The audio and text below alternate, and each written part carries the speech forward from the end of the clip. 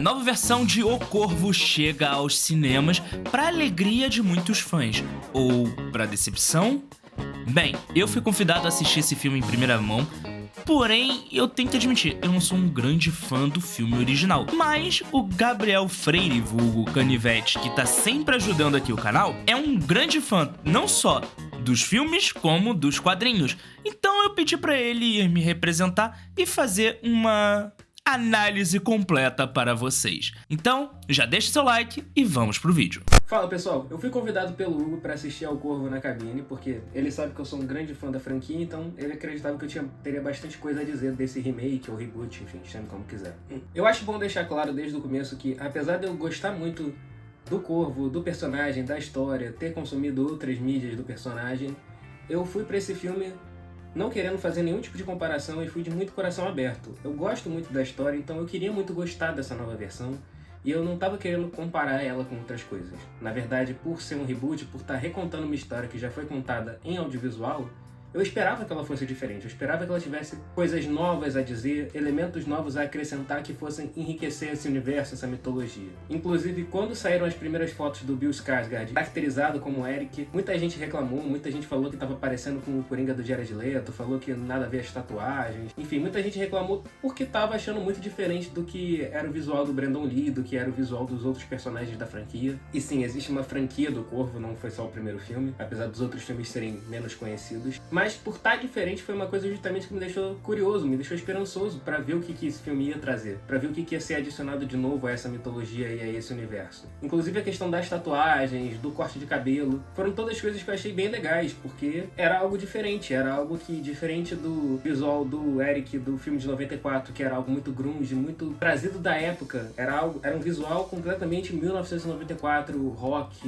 gótico, tudo que estava em voga naquela época. Esse visual novo cheio de tatuagens, com esse mullet, é algo muito 2024 e tava super ok de você tirar da estética rock, grunge, gótico e talvez trazer para algo mais moderno, street. É um filme da nossa época e legal trazer isso pra nossa época com as sensibilidades da nossa época. Era algo que eu tava super aberto a aceitar. Quando o trailer chegou, inclusive, foi mais uma surpresa positiva para me deixar positivamente esperançoso e curioso pro que tava por vir. Principalmente pela trilha sonora do trailer, que já adianta, não está no filme, mas com Post Malone e Ozzy Osbourne, um collab completamente inusitado, mas que eu achava que era o que o filme estava tentando dizer que ele ia ser. A união dessa juventude de 2024 trap com o filme de 94, com essa estética grunge, rock. E infelizmente, por mais boa vontade que eu tivesse e por mais positivamente e por mais esperanças positivas que eu tivesse com esse filme, esse reboot não funcionou pra mim.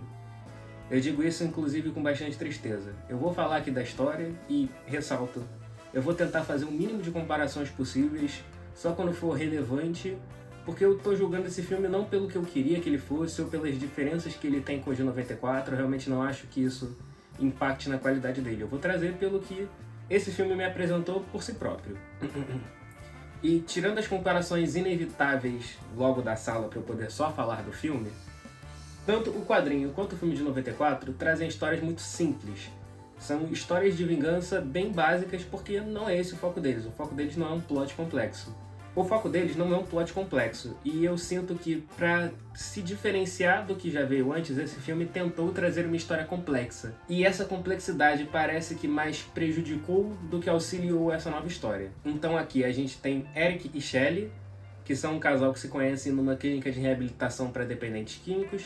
Nunca ficou muito claro, mas essa clínica parece ser algo do governo, algo público, pelo jeito que os funcionários tratam eles e por outras questões, parece ser o lugar onde você manda as pessoas que têm problemas com drogas quando elas não têm mais para onde ir. Os dois são dependentes e são pessoas com históricos de trauma, e são pessoas que se sentem muito alheios à sociedade e nesse sentimento de desajuste, de não se encaixar, os dois se conectam de forma muito forte como esse casal de desajustados que se entende na sua loucura. Eles saem dessa clínica e vivem uma história de amor.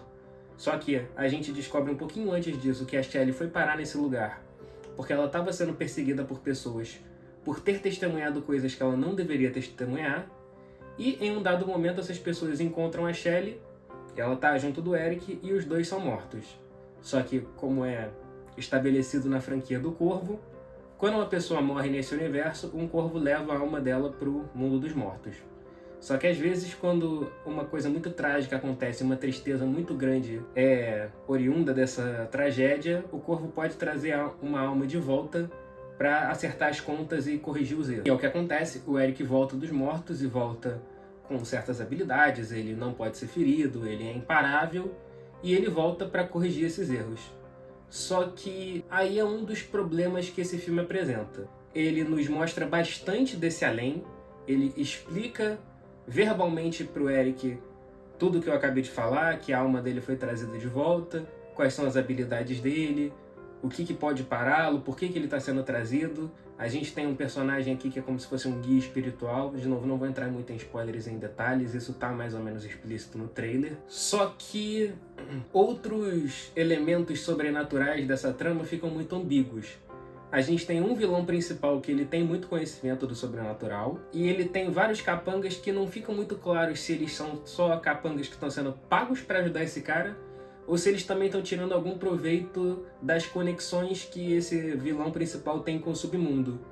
E isso é uma coisa que fica muito difícil a gente entender quais são as motivações desses vilões, se eles estão só cumprindo um trabalho, que é um trabalho horrível, não torna eles boas pessoas, ou se eles têm algo a ganhar além com essa conexão que a gente não tá vendo. Assim como certos meandres do porquê o Eric foi trazido de volta, por mais que sejam explicados, são explicações que às vezes parecem meio truncadas, parece que ele tem certas limitações que não fazem tanto sentido e parecem estar lá só para ser um inconveniente momentâneo, para não ficar tudo muito fácil para ele, porque depois ele consegue superar elas com facilidade. Assim como os vilões também, eu achei eles muito rasos e muito genéricos. Aí sim, voltando um pouco para as outras versões, os vilões, tanto no quadrinho quanto no filme original, não são nada muito complexos. Eles não são vilões dignos de Oscar, com grandes histórias pregressas ou com grandes motivações e nuances, mas eles são muito bem estabelecidos no quão detestáveis eles são. Eles são personagens que têm um certo carisma no quão malignos eles são, e isso faz a gente torcer para essa vingança do Eric. Aqui, como eles são muito genéricos, o Eric só parece uma máquina de matar e não dá muita catarse quando ele tá cometendo os atos que ele comete. Tem várias cenas de ação muito bem dirigidas e com muita violência, parecem ser muito inspiradas em John Wick, com essa vibe mais estilizada de se filmar a violência. As motivações e as consequências e as causas para toda essa violência não me pegam muito. Primeiro, justamente porque esses vilões não são tão estabelecidos como antagonistas que a gente quer odiar ou qualquer coisa assim. E também essa paixão do Eric, essa conexão que ele tem com a Shelly, para mim pareceu meio rasa. Pareceu algo muito rápido e pareceu um amor muito adolescente, de primeira paixão, para eu acreditar que eles têm essa conexão tão forte. E por falar em corrigir os erros, esse é outro elemento aqui que é um pouco mais complexo e que ficou meio confuso, porque fica meio ambíguo em vários momentos se corrigir os erros é simplesmente se vingar das pessoas que prejudicaram o Eric e a Shelly, ou se é alterar de alguma forma o destino de um dos dois. No final fica explicado o que é, mas por estar confuso, fica muito difícil às vezes a gente estar do lado do Eric, porque a gente não entende exatamente por que ele tá lutando. Se é pra se vingar ou se é pra fazer algo a mais. E esse personagem do Eric também é um personagem que eu não gostei tanto. A gente vê um pouco da infância dele e depois a gente já vê ele na clínica e não acompanha muito do como ele era a pessoa que a gente vê logo no comecinho da vida dele pra pessoa que a gente vai ver nos eventos do filme, na história principal. E como ele é a pessoa que volta pra se vingar, pra mim ficou muito raso. Ele não tem tanta humanidade e tanta coisa pra eu entender e pra eu tá do lado dele, a não ser o fato de que ele gosta muito da Shelly, que essa pessoa era a única âncora dele na vida. Na verdade, esse é um filme de um amor muito adolescente, muito trágico. Inclusive, por isso mesmo, eu acho que esse filme pode fazer muito sucesso com a geração Z. Ele nasceu pra ser um edit de TikTok desses casais de, nossa, a nossa loucura se completa e a gente junto contra o mundo. Ao mesmo tempo que eles parecem um casal muito destrutivo. Eles se conheceram numa clínica e quando eles saem dessa clínica, eles não parecem que vão viver uma relação muito saudável, muito... Tipo, eles são saudáveis entre si, mas parece parece que os dois vão se matar usando drogas a qualquer momento, sabe? Então também não me parece o melhor casal pra ter sido escolhido pra ser salvo pelas forças do além. E por todos esses motivos,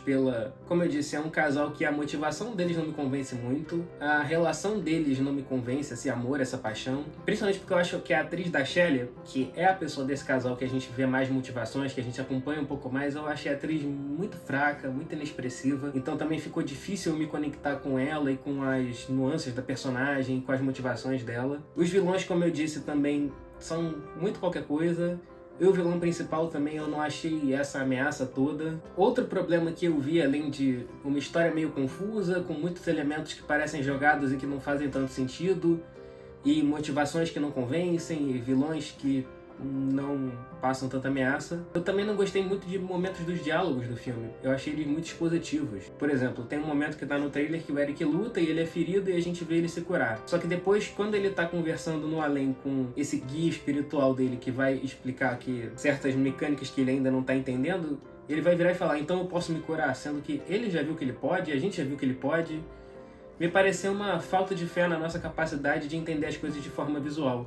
Outros elementos que eu que assisti os outros filmes sei que são icônicos da franquia, eu senti que tomaram tempo de ser explicados, tipo, por que ele usa sobretudo, ou por que da maquiagem, sendo que as coisas que aqui são elementos novos e estão sendo estabelecidos, tipo, a relação dos vilões com o sobrenatural, o que está em jogo pro Eric em relação a Shelley, e outras coisas que eu sinto que poderiam ser melhor explicadas, como esse próprio funcionamento do sobrenatural, porque no final isso vai ficar meio confuso, eles não gastam tempo explicando, então por tudo isso não é um filme que eu recomendo. Principalmente se você é fã dos originais, eu acho que você vai se decepcionar. Se você é uma pessoa que nunca viu os filmes e está sendo introduzida agora para essa franquia, eu não acho que é um filme bom, como um filme isolado. Realmente achei que foi um filme que deixou a desejar em muitos aspectos pela própria história que ele quer contar. Mas como eu disse, eu acho que ele pode funcionar com a geração Z por toda a vibe que ele tem de amor trágico e amor louco, nós dois contra o mundo, mas não foi algo que me pegou. Ele tem uma fotografia bonita, ele é um filme bem filmado, é um filme filmado de forma competente, não é um filme completamente ruim, mas eu sinto que o roteiro deixa muito a desejar. Também senti falta de algo mais estilizado, como eu disse.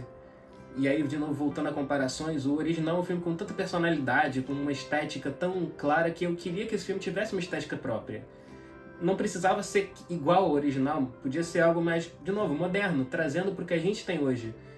As cenas de ação são tão inspiradas em John Wick, eles podiam ter se inspirado também na estética visual e na composição, porque John Wick é um mundo muito estilizado e muito único, e aqui eu senti um mundo muito pé no chão. E eu acho que para essa história que tem tantos elementos sobrenaturais, tinha que ter um pouco mais de estilo e de personalidade e de coisas condizentes com isso. Por tudo isso, o filme não funcionou para mim e não é um filme que eu consigo recomendar, infelizmente. Esse foi o meu review.